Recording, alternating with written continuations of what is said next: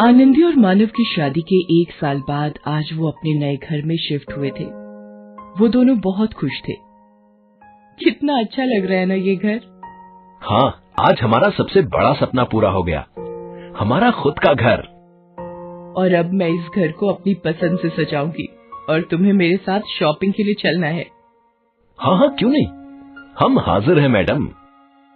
घर के डेकोरेशन के लिए चीजें खरीदने आनंदी और मानव एक एंटीक स्टोर में पहुंचे। दोनों वहां रखी हुई सारी चीजों को अच्छे से देख रहे थे। ये ग्रामोफोन कितना खूबसूरत है ना। हाँ, हमारे लिविंग रूम में बहुत अच्छा दिखेगा। मानव ग्रामोफोन देख ही रहा था कि उसकी नजर दीवार पर टंगे एक मुखौटे पर गई। वाओ, ये हमारे बेडरूम के लिए परफेक्ट है। नहीं, ये कितना डरावना है। मुझे ऐसी ही डरावनी चीजें बहुत पसंद है, जैसी तुम। मैं डरावनी हूँ? मैं तो मजाक कर रहा था। देखो, इसकी नक्काशी कितनी अच्छी है, मुझे तो बहुत पसंद है ये। ठीक है, ले लो। आनंदी और मानव ने वो ग्रामोफोन और मुखौटा एंटीक शॉप से खरीद लिया और वो उसे अपने घर ले आए और उस मुखौटे को अपने बेडरूम में टांग दिया। आनंदी को वो मुखौटा पसंद नहीं था, पर क्योंकि मानव को मुखौटा बहुत पसंद था, इसलिए आनंदी चुप रही। उस रात जब वो दोनों अपने बेडरूम में सो रहे थे, तो उस मुखौटे की आंखें खुली और वो आनंदी और मानव को घूर रही थी। यहाँ कोई है, कोई है। कोई नहीं है यहाँ। देखो, तुमने कोई सपना देखा होगा। नहीं मानव, यहाँ कोई है। कोई हम दोनों को घूर घूर के देख रहा था, मैंने खुद देखा। आनंदी, रिलैक्स, ये तुम्हारा आभास होगा। अरे शांत हो जाओ। आनंदी शांत तो हो गई, पर उसे यकीन था कि उस कमरे में उन दोनों के अलावा और कोई भी था। अगले दिन जब आनंदी कहीं जाने के लिए तैयार हो रही थी, तो उसे लगा जैसे कोई उसे घूर घूर कर देख रहा है, और तभी उसका ध्यान उस मुखौटे पर गया।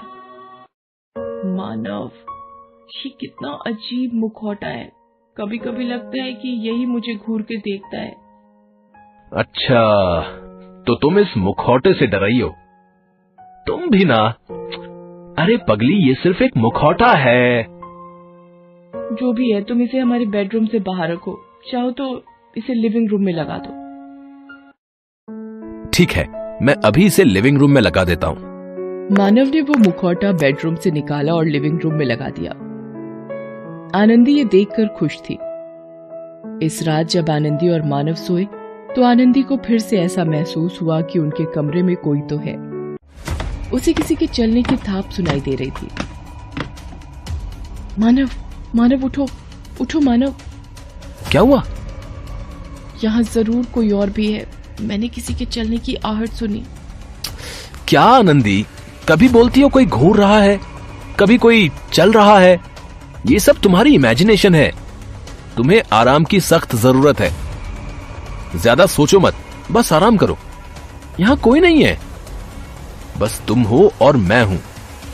मानव की बात सुनकर आनंदी को लगा शायद ये सच में उसकी कल्पना ही थी, और वो आराम से सो गई। लेकिन अगले दिन जब दोनों नींद से उठे तो आनंदी चौंक गई। मानव, मानव। क्या हुआ आनंदी? ये मुखौटा यहाँ कैसे आया? मानव उठकर मुखौटे को देखने लगा। पता नहीं, मैंने तो कल इसे लिविंग रूम में लगाया था।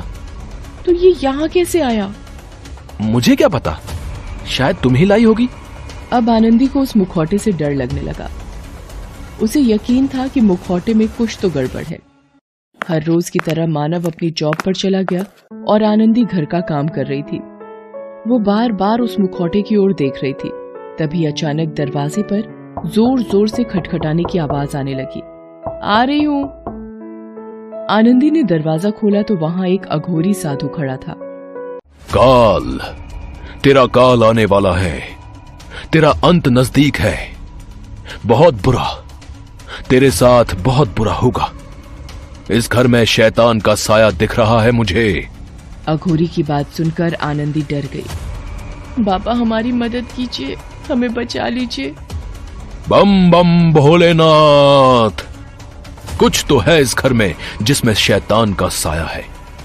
और बस इतना बोलकर अघोरी ने एक नींबू निकाला और उस पर मंत्र पढ़े, और जैसे ही अघोरी ने वो नींबू नीचे फेंका, वो नींबू घर के अंदर घूमने लगा। वो नींबू यहाँ वहाँ घूमकर मुखौटे के नीचे पहुंचा। फिर वो नींबू फट गया और उसमें से खून के छींटे गिरे। ये देखकर आनंदी डर गई। ये मुखौटा तेरे पास कहाँ से आया? इसे हमने एक एंटीक शॉप से खरीदा था। अपनी मौत को खुद ही खरीद लाई। अच्छा है। क्या? ये कोई आम मुखौटा नहीं, ये खूनी मुखौटा है। जिसके भी घर पे जाता है पूरे परिवार को खा जाता है। बाप रे, अब मैं क्या करूं? इस मुखौटे को जला दूं या फेंक दूं? तू इस मुखौटे का कुछ नहीं कर सकती, ना जला सकती है और ना ही फेंक सकती है। तो अब आप ही मेरी मदद कीजिए बाबा। अघोरी ने फिर से कुछ मंत्र पढ़ना शुरू कर दिया और फिर अघोरी ने अपने झोले से एक काला कपड़ा निकाला और उस काले कपड़े से मुखौटे को ढक दिया। फिलहाल मैंने इसकी नजर ढकी है। आज अमावस है। इस मुखौटे की बुरी शक्ति बहुत शक्तिशाली होगी। आज मैं इसका कुछ नहीं कर सकता। इस काले कपड़े को कल तक ऐसे ही रहने देना। मैं कल आकर इस शैतान का अंत करूंगा। जैसा आप बोले। वो अघोरी वहां से चला गया। अब आनंदी सोचने लगी, जब से ये मुखौटा घर आया है मुझे अजीबोगरीब चीजें महसूस हो रही हैं। शायद अघोरी बाबा सही बोल रहे थे। आनंदी मानव के लौटने का इंतजार कर रही थी और जैसे ही वो घर लौटा तो आनंदी ने मानव को अघोरी की सारी बातें बताई।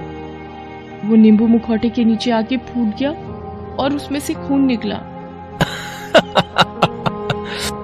तुम हंस क्यों रहे हो? हंसू नहीं तो क्या करूं? तुम इतनी पढ़ी लिखी हो और फिर भी एक अघोरी साधु की बात पर यकीन कर रही हो। लेकिन जब से ये मुखौटा घर आया है मुझे अजीब लग रहा है। वो तुम्हारी इमेजिनेशन है आनंदी। तुम्हें क्या लगता है ये काला कपड़ा हटाने से शैतान जिंदा हो जाएगा और हम दोनों को मार देगा क्या? कुछ भी आनंदी। पर मानव, अघोरी की बात में कुछ तो सच्चाई होगी। तो अभी मैं प्रूफ करता हूं कि वो अघोरी ढोंगी था। और बस मानव ने ढके हुए काले कपड़े को खींच दिया। देखो, कोई शैतान दिख रहा है क्या? जैसे ही मानव ने काला कपड़ा हटाया उस मुखौटे की आंखें खुल गईं। मुखौटे की लाल लाल आंखें देखकर आनंदी चीख पड़ी।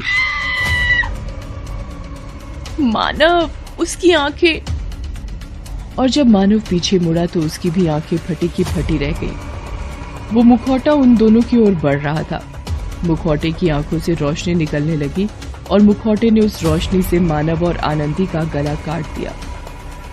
वो दोनों वहीं तड़प तड़प कर मर गए और वो खूनी मुखौटा वहां से गायब हो गया। अब आगे देखते हैं अब क्या होता है। हेलो दोस्तों, कैसे हैं आप सब? हमारी कहानियां देखने के लिए हमारे चैनल को सब्सक्राइब कीजिए और हाँ, बेल आइकॉन पर क्लिक करना मत भूलिएगा।